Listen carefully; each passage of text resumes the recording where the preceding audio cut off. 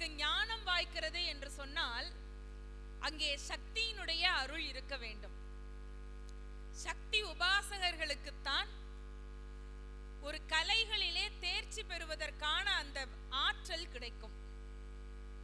சிவபெருமான வணங்கலாம், ஆனால் சக்தியினுடைய அருள், அம்பிகையினுடைய அந்த கருணை இருப்பவர்களால் தான் எந்த கலைகளிலும் தேர முடியும்.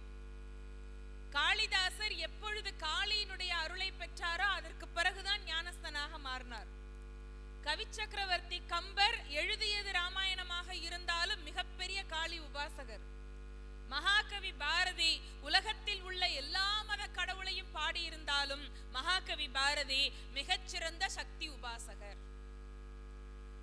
சக்தி உபாசகர்கள்ல தலை சிறந்தவர் யாரு தெரியுமா உங்களுக்கு? இந்த பரம்பரையிலேயே சக்தி உபாசகர்கள் இவ்வளவு பேர் சொன்னேன்னு, அதுல மிகச்சிறந்த தலையாய அந்த பக்தர் யார் தெரியுமா?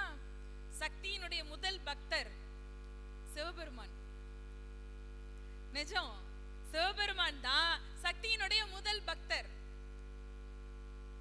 அதனால சக்தியினுடைய அருள் பெற்றவர்களுக்கு இந்த கலைகளிலே மிகப்பெரிய ஞானம் கிடைக்கும். சங்கரன் பின்னாளிலே மிக குறுகிய காலகட்டத்திற்குள்ளே வேதங்களையும் உபநிடதங்களையும் அப்படியே கரைத்து குடிப்பதற்கு எது அடிப்படையாக அமைந்ததென்றால் அம்பிகையினுடைய ஞான பாலை அருந்திய அருள்தான் அதற்கு அடிப்படையாக அமைந்தது. அது மாதிரி பாலை குடிச்ச சங்கரன் அவ்வளவு அழகான குழந்தையா வளர்றான். அப்பாவுக்கு விஷயம் தெரியுது, அம்மா மூலமாக தெரிகிறது, ரொம்ப மகிழ்ச்சியாக ஆகிறார்கள். ஆனால் அப்பாவுக்கு ஒரு பக்கம் மனசுக்குள்ள திருத்திருதுன்னு நடுக்கம் இருந்துட்டே இருக்கு. ஏன்? குழந்தை தீர்க்க ஆயுள் கிடையாதுன்னு சொல்லியிருக்காரா இறைவன், எப்ப என்ன நடக்கும்னு தெரியலையே என்று நினைத்து கொண்டு கவலையிலேயே இருக்கிறார் சிவகுரு.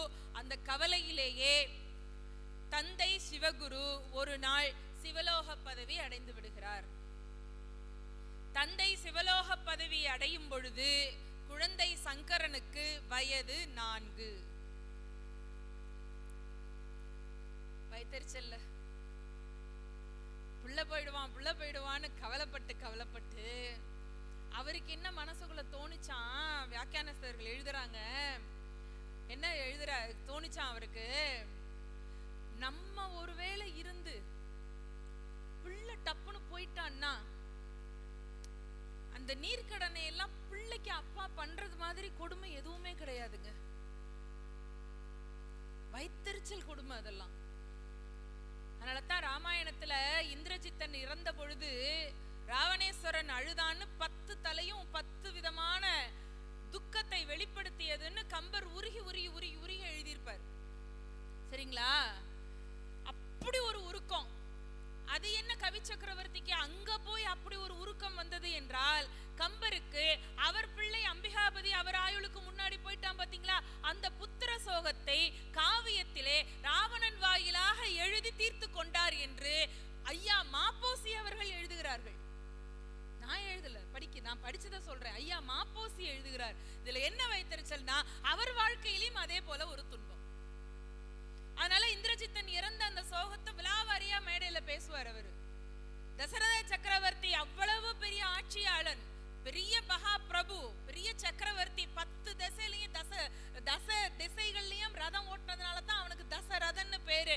ஆனால் கடைசி காலத்திலே பிள்ளை வர முடியாமல் ராமனை பிரிந்த சோகத்தினாலேயே அவன் போய் சேர்ந்தான். பிள்ளையால அவனுக்கு ஈமக்கடன் செய்ய முடியல. அந்த ஈமக்கடன் தந்தைக்கு செய்ய முடியாததை தந்தையினுடைய உயிர் நண்பராகிய ஜடாயுவுக்கு செய்து அதை மனதை ஓரளவுக்கு தேற்றி கொண்டார் ராமபிரான். என்னதான் இருந்தாலும் நேரடியா அப்பாவுக்கு பிள்ளை பண்ற மாதிரி வரவே வராது. இங்கே சிவகுருவுக்கு என்ன பயம் என்றால், நமக்கு முன்னால பிள்ளை போய் அவனுக்கு நாம் நீர்க்கடன் செய்ய வேண்டிய ஒரு நிலை வந்து விடுமோ என்ற கவலையிலேயே அவர் போய் சேர்ந்து விட்டார். 4 வயதிலேயே பிள்ளை சங்கரன் அவசரமாக அப்பாவுக்கு திதி கொடுக்க வேண்டிய அந்த ஒரு நிலைக்கு தள்ளப்பட்டு விட்டான். பிள்ளைக்கு 4 முடியுது. அதன் பிறகு அவனுடைய காலம், முதல்ல சொன்னேன்னா 4. இதுக்கப்புறம் அடுத்து வீட்டுல பொதுவா நமக்கு 50, 60, 70 வயசானாலும் 100 வயசுல அப்பா இருக்காருன்னா அதனுடைய தெம்பு தனிங்க. நம்ம நமக்கு 80 வயசு ஆகட்டும், 100 வயசுல அப்பா இருக்காரு, படுக்கையா தான் இருக்காருனாலும் அந்த தெம்பு தனி இல்ல. இன்னும் 2 வருஷம் இருக்க மாட்டாங்களான்னு தானே நமக்கு ஏங்கும்ல மனசு. ஒரு பெரிய பலம் நம்ம விட்டு போன மாதிரி ஆயிடும்ல. இங்க 4 வயசுல அந்த பிள்ளைக்கு அப்பா போயிட்டாரு. இதை நான் ஏன் அவ்வளவு வலியுறுத்தி சொல்றேன்னா, தவறா எடுத்துக்காதீங்க. யார் வாழ்க்கையில எப்ப என்ன சோகம் நடக்கும்னு தெரியாது.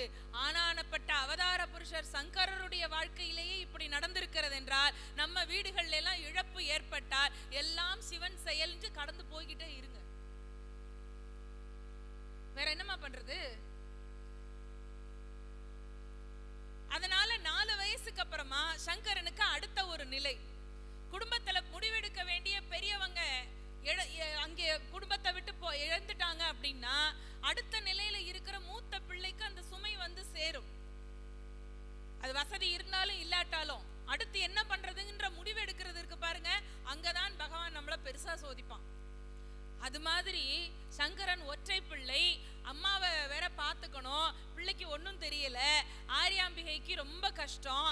அவள் குழந்தை, கொஞ்சம் ஒரு வீடு வாசல் கொஞ்சம் ஒரு சொத்து இருக்கிற குடும்பம் தான், ரொம்ப ஏழ்மையும் கிடையாது. ஆனால் சுற்றத்தார்கள் எல்லாரும் சங்கரனுக்கும் ஆரியாம்பிகைக்கும் உதவுவது போல இருக்கிறார்களே தவிர ஆதரவாக நிஜமாக இல்லை.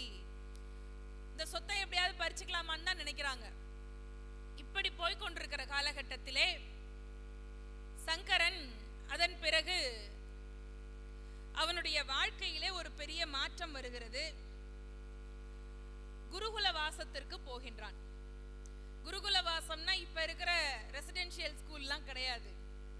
5 மணிக்கு பெல் அடிச்சா எந்திரிக்கணும், 6 மணிக்கு பெல் அடிச்சா கிரவுண்டுக்கு வரணும், 8 மணிக்கு பெல் அடிச்சா பிரேக்ஃபாஸ்ட் சாப்பிட வரணும். அது இல்ல. குருகுல வாசம் என்றால் முழுக்க முழுக்க குருவுக்கு பணிவிடை செய்வது.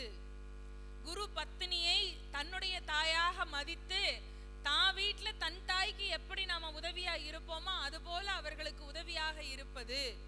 அந்த குரு இதுல இருக்கக்கூடிய எல்லா வேலைகளையும் இழுத்து போட்டு செய்வது. வேலைகள் தனக்கு என்ன பணிக்கப்படுகிறதோ அதை மறு கேள்வி கேட்காமல் கீழ்ப்படிந்து செய்ய வேண்டும். அங்க குருகுலத்துக்குள்ள ராஜா வீட்டு பிள்ளையும் அந்த மாதிரி தான், சாதாரண வீட்டு பிள்ளையும் அதே மாதிரி தான். அந்த காலத்து குருகுலம். அதற்கு உதாரணம் சொல்லணும்னா, கிருஷ்ண பரமாத்மாவும் குச்சேலரும் சாந்தீப முனிவருடைய குருகுலத்திலே பயின்றார்கள். அந்த நட்பை மறக்காமத்தான் பின்னாடி கிருஷ்ணர் குச்சேலோபாக்கியானத்துல அவ்வளவு விரிவாக எழுதியிருப்பார்கள் அதை பற்றி.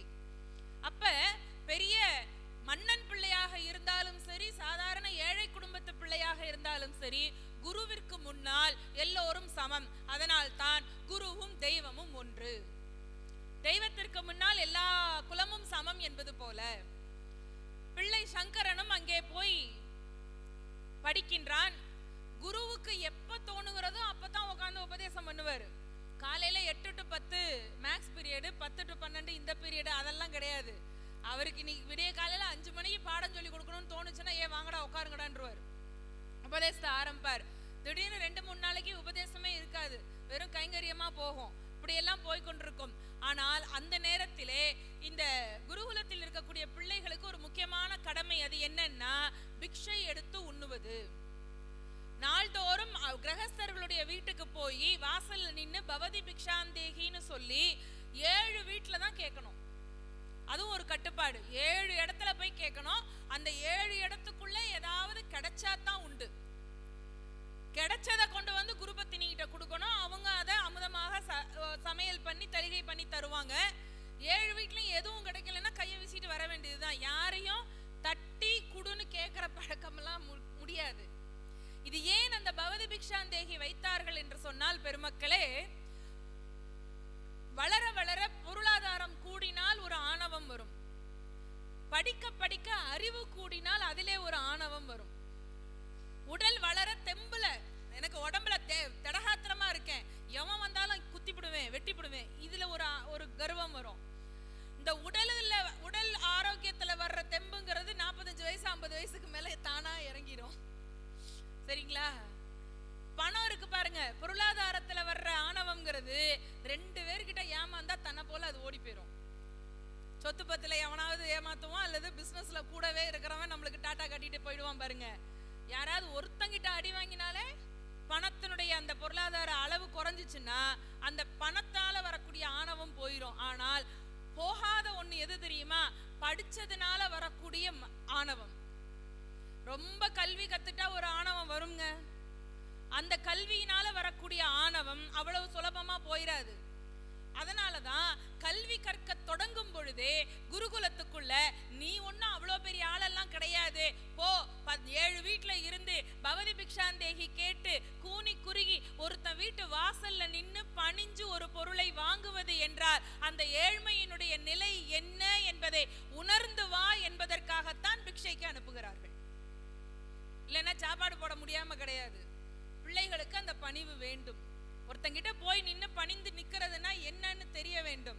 உன்னை அறிவினால் எல்லாருக்கும் அந்த பிள்ளையினுடைய வித்வத்துவம் தெரியாது.